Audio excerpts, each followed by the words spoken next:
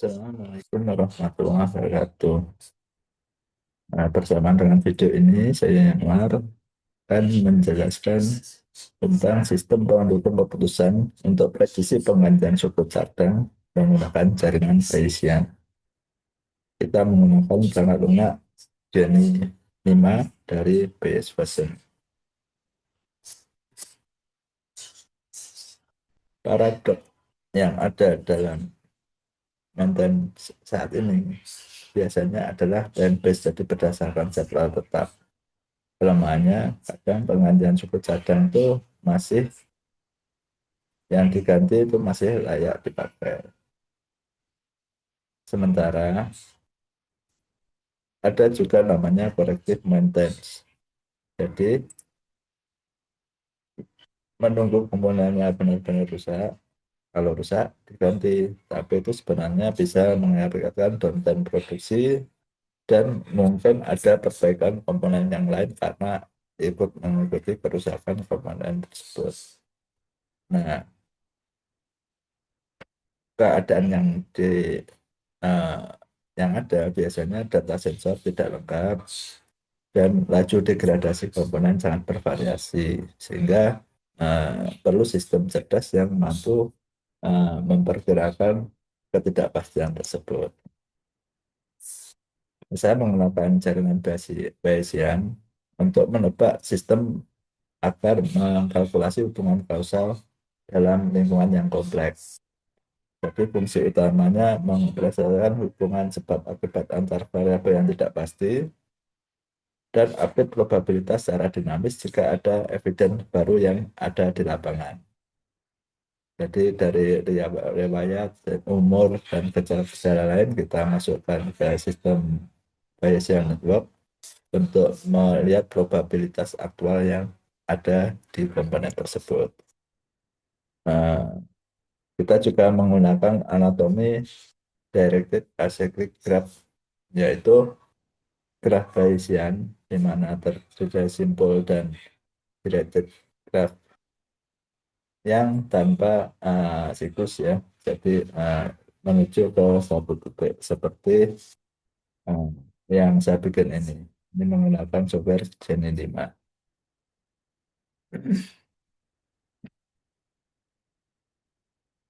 Jadi pengaturan bias adalah prior, terus adalah dasar dari probabilitas awal. Dan eviden baru itu berdasarkan observasi lapangan nanti akan menghasilkan posterior hasil keputusan berdasarkan probabilitas prior ini dan eviden yang baru. Contohnya skenario awal, probabilitas priornya peluang listrik mati 10% dan malfungsi komputer 20%. Nah, ketika kita nyalakan komputer, ternyata tidak bisa menyala. Nah, probabilitas listrik mati atau power yang tidak ada melonjak jadi 53% atau malfungsi internal naik menjadi 58%. Nah, seperti itu konsep contoh sederhana dari Bayesian Network. Jadi dari dua variabel ini menentukan variabel kemungkinan variabel kalkulasi Bayesian. Dalam tugas ini saya menggunakan root layer penyebab dasar terdiri dari pemakaian, umur ondedir, reward maintenance, dan intermediate layer kinerja dan pengamatan onderdil. Kinerja ini terdiri dari pemakaian dan umur onderdil dan pengamatan onderdil dari uh, dipengaruhi oleh reward maintenance yang menghasilkan decision layer yaitu target penggantian onderdil. Jadi apakah onderdil itu perlu diganti atau cukup dirawat saja.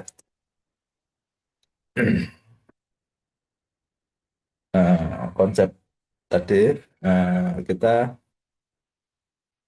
cari tiap titik node-nya dengan conditional probability table.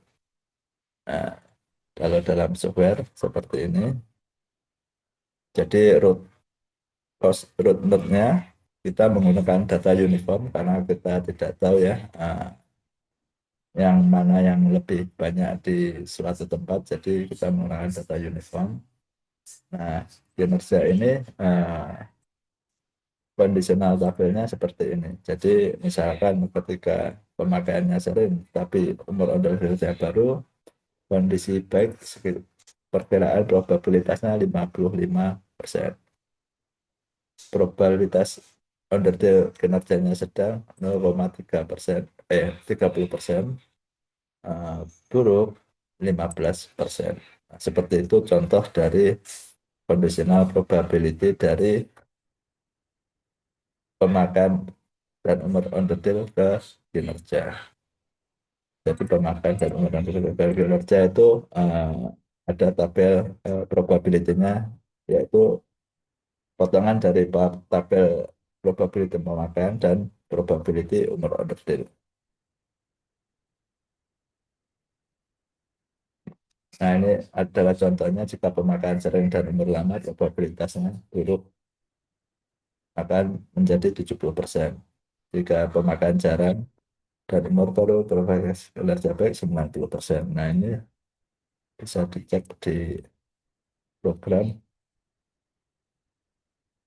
Jika pemakaian sering dan lama, kita bisa cek probabilitas kinerjanya 70%. Kalau pemakaiannya jarang dan baru, kita bisa cek kemungkinan masih kinerjanya masih baik 90%. Nah, seperti itu.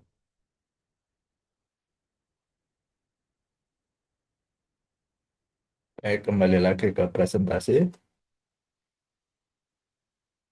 Dari analisis sensitivitas, penggantian komponen didominasi oleh faktor kinerja, yaitu sekitar 42% keputusan akhir, dan pengamatan fisik sekitar 20%.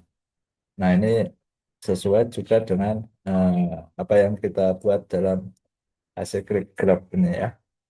Jadi dalam acyclic graph, eh, kinerja dan pengamatan memang menentukan pengerjaan onderdil.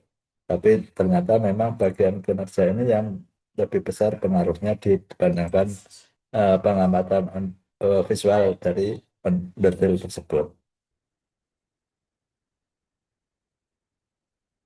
Oke, balik ke presentasi.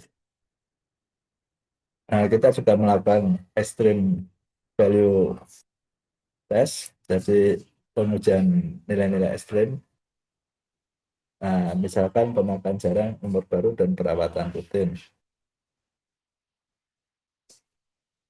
Pemakaian jarang, umur baru, dan perawatan rutin. Nah, kalau kita jalankan, akan memperkirakan perawatan yang diperlukan adalah 73%. Kalau kita pakai skenario yang paling jelek, yaitu kinerja buruk dan pengamatannya parah. Jadi kita balik lagi, ininya sering, lama, dan tidak ada perawatan. Nah, kita tidak mengubah ini kinerja ya, tadi di presentasi ada kinerja dan pengamatan RVW, tapi kita mau cek kalau dari urut kasnya seperti ini, bagaimana probability-nya. Ternyata di probability kinerja 70%, probability yang buruk untuk pengamatan dulu kira-kira 40%, probability-nya parah ketika diamati. Dan penggantiannya jadi 68%. Nah, apalagi kalau kita tambahkan, kita tahu kinerjanya sudah buruk dan memang pengamatan itu parah. Nah, ini akan mengakibatkan penggantiannya kemungkinan besar 90% harus diganti. Nah, seperti itu.